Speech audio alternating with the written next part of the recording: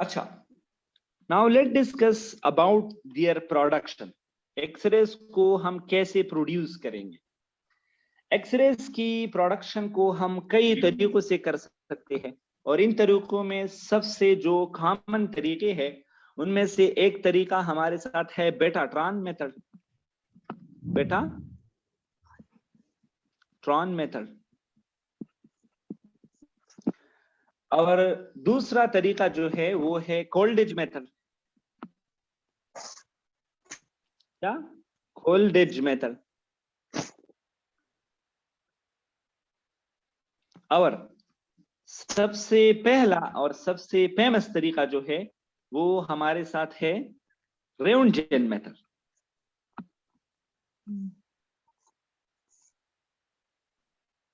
And we will discuss only the रेउंजेन method. आपकी course में जो है वो है रेउंजेन मेथड।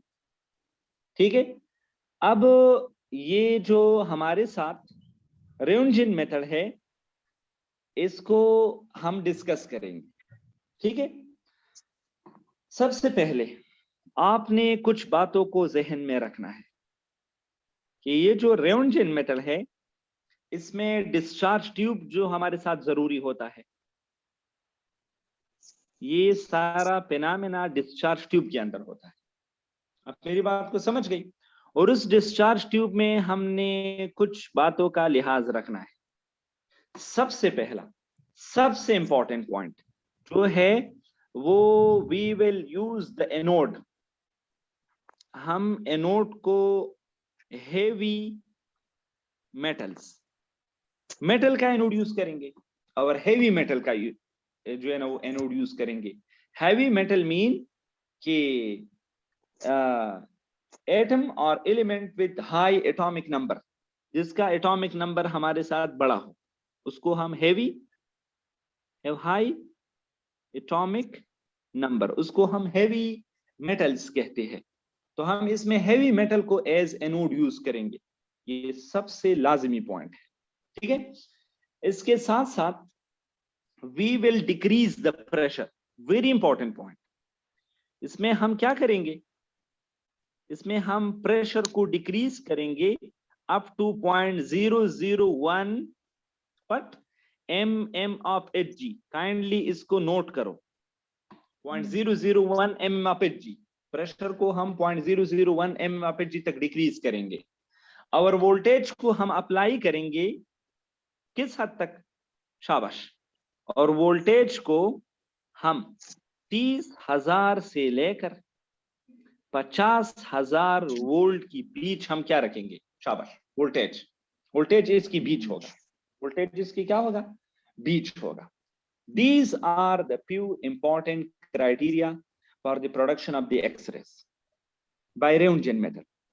डिस्चार्ज ट्यूब में सारा प्रोसेस होगा, और इस डिस्चार्ज ट्यूब में जो हम एनोड यूज करते हैं वो एनोड जो है वो हेवी मेटल होगा।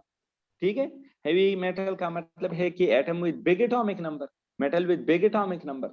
ठीक है, प्रेशर को हम 0.001 mm आप Hg तक लाएंगे और वोल्टेज को 30,000 से लेकर 50,000 वोल्ट की बीच रखेंगे। ठीक है, अच्छा, अब होता क्या है जब आप कंडीशन को, सब कंडीशन को प्रोवाइड करते हैं, ठीक है, तो असल में इसका जो प्रोडक्शन का मैकेनिज्म जो है वो क्या है? देखिए, मैं एक बड़ा सा डिस्चार्ज ट्यूब बना लूंगा।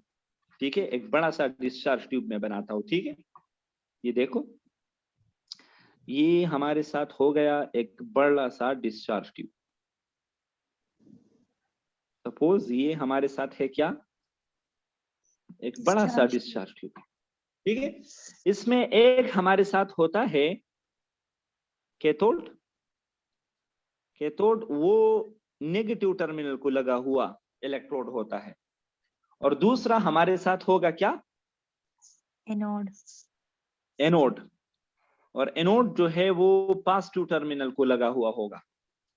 ठीक है, और इस डिस्चार्ज ट्यूब के अंदर जो प्रेशर है, the pressure will be almost how much? 0.001 mm of Hg। ठीक है, और जो वोल्टेज हमने अप्लाई की है, voltage will be between 30 to 50,000. 30,000 to 50,000। अब इस डिस्चार्ज ट्यूब के अंदर हमारे साथ जो प्रेशर है वो बहुत कम है, यानी उसके अंदर जो हवा है, जो एयर है, वो बहुत ज्यादा कम है। ठीक है, as the air inside the discharge tube is very very small, so the air will ionize, air की आयनाइजेशन हो जाएंगी, एयर की क्या हो जाएंगी, the air will ionize, air ionize हो जाएगा। ठीक है, और उस आयनाइजेशन की वजह से क्या क्या बनेंगे, उस आयनाइजेशन की वजह से पॉजिटिव आयंस बनेंगे। ठीक है, पॉजिटिव आयंस बनेंगे और इलेक्ट्रॉन्स इससे प्रोड्यूस होंगे, इलेक्ट्रॉन बनेंगे। और ये जो पॉजिटिव आयंस इसमें प्रोड्यूस होते हैं, शाबाश, that positive ion will be attracted by the cathode. These positive ion will be attracted by cathode. Cathode इस positive ions को attract करेंगे और एनोड इसको रिपेल करेंगे। तो जब ये पॉजिटिव आयन हाई वेलोसिटी के साथ कैथोड से टकराए जाएंगे, तो जब कैथोड से ये टकराए जाएंगे तो कैथोड से इलेक्ट्रॉन इजेक्ट होंगे, इससे इलेक्ट्रॉन की जो है इजेक्शन होगी इस कैथोड से, और वो इलेक्ट्रॉन जब इजेक्ट हो जाएंगे तो दे विल रन टूवर्ड, वो इलेक्ट्रॉन जो है वो दौड़ लगाएंगे टूवर्ड एनोड। क्यों? क्योंकि इलेक्ट्रॉन नेगेटिव चार्ज है और कैथोड भी नेगेटिव चार्ज है। कैथोड पर कौन सा चार्ज है, शाबाश, नेगेटिव पर नेगेटिव चार्ज है। ठीक है, और एनोड पर कौन सा चार्ज है, पॉजिटिव चार्ज है। तो जो इलेक्ट्रॉन यहाँ पर प्रोड्यूस हो जाएंगे वो इलेक्ट्रॉन कैथोड अपने आप से रिपेल करेंगे। ठीक है, और उस इलेक्ट्रॉन को कौन अट्रैक्ट करेगा, शाबाश बोलो, उसको एनोड अट्रैक्ट करेगा। तो आपने अभी बोलना है, ये इलेक्ट्रॉन हाई वेलोसिटी के साथ इधर आएंगे कि नहीं, लो वेलोसिटी के साथ, हाई वेलोसिटी के साथ। और जब ये इलेक्ट्रॉन हाई वेलोसिटी के साथ इस एनोड से टकराएंगे तो इससे हाई एनर्जी रेडिएशंस की एमिशन होगी। ठीक है, तो वो जो हाई एनर्जी रेज एमिट होते हैं उसको हम कहते हैं एक्स रेस, उसको हम क्या कहते हैं, एक्स रेस कहते हैं। आप मेरी बात को समझ गए? देखो मैंने क्या किया, एयर जो इनसाइड मौजूद था उसकी आयनाइजेशन हो गई हाई वोल्टेज की वजह से, इससे पॉजिटिव आयंस प्रोड्यूस हो गई। वो पॉजिटिव आयन जो है वो कैथोड ने अपनी तरफ हाई मोमेंटम से अट्रैक्ट किए, तो कैथोड से जब स्ट्राइक हो गई वो पॉजिटिव आयन, तो कैथोड से इलेक्ट्रॉन रिमूव हो गए। वो इलेक्ट्रॉन जो थे वो कैथोड अपने आप से रिपेल कर रहे थे और एनोड इसको अट्रैक्ट कर रहे थे। तो ये इलेक्ट्रॉन हाई मोमेंटम के साथ के एनोड के साथ टकरा गए, और जब एनोड के साथ टकरा गए तो जाहिर सी बात है एनोड से हाई एनर्जी रेडिएशन प्रोड्यूस हो गई, और उसको हमने नाम दे दिया क्या, एक्स रेस।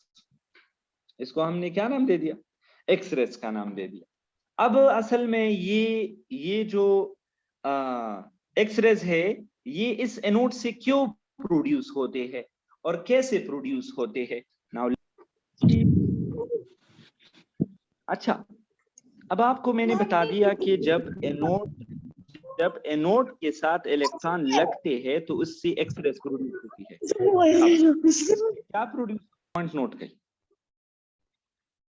अच्छा, अब मैंने आपको बता दिया कि एक्सरेज जो है ये एनोड से प्रोड्यूस होते हैं। तो एनोड एटम्स का बना हुआ होता है और वो एटम बड़े बड़े एटम्स होते हैं, हैवी एटम्स होते हैं। अब इससे मैं एक एटम को ले लेता हूँ, इतना बड़ा एटम मैंने ले लिया, देखो, ठीक है, इसका अपना एक न्यूक्लियस होगा, ठीक है, और उस न्यूक्लियस के बीच शेल्स मौजूद है। ये पहला वाला शेल है, ठीक है, ये कौन सा शेल मैंने लिख दिया, पहला वाला शेल हो गया, ये दूसरा शेल हो गया, और ये तीसरा शेल हो गया। ठीक है, अब ऐसा था कि जो इलेक्ट्रॉन उस पार से आ रहे थे उस इलेक्ट्रॉन ने ऐसा किया कि इनर शेल में मौजूदा इलेक्ट्रॉन को उड़ा के ले गए। ठीक है, इनर शेल में एक इलेक्ट्रॉन बैठा हुआ था, तो जब ये इलेक्ट्रॉन आ गए उस इलेक्ट्रॉन को अपने साथ उड़ा के ले गए। तो बाहर 2 इलेक्ट्रॉन रिमूव हो गए और यहां पर वैकेंसी क्रिएट हो गई। यहां पर क्या वैकेंसी क्या क्रिएट हो गई, शाबाश बोलो, वैकेंसी। ठीक है, यहां पर कौन सी वैकेंसी क्रिएट हो गई, ये देखो इलेक्ट्रॉन यहां से रिमूव हो गई। तो इस वैकेंसी को फिल करने के लिए ऊपर से इलेक्ट्रॉन गिरेंगे, या इधर से गिरेंगे, या उधर से गिरेंगे, या उधर से गिरेंगे। ठीक है, तो जब इलेक्ट्रॉन जो है वो हाई एनर्जी से लो एनर्जी में फॉल होते हैं तो क्या पैदा हो, एनर्जी रिलीज होती है। एनर्जी क्या होती है, रिलीज होती है। तो वो रिलीज एनर्जी जो होती है वो किस फॉर्म में अपीयर हो जाती है, एक्स रेज की फॉर्म में अपीयर हो जाती है। ये अपने साथ नोट करो। जब इलेक्ट्रॉन आते हैं और इनर शेल से इलेक्ट्रॉन को रिमूव करते हैं तो उस इनर शेल से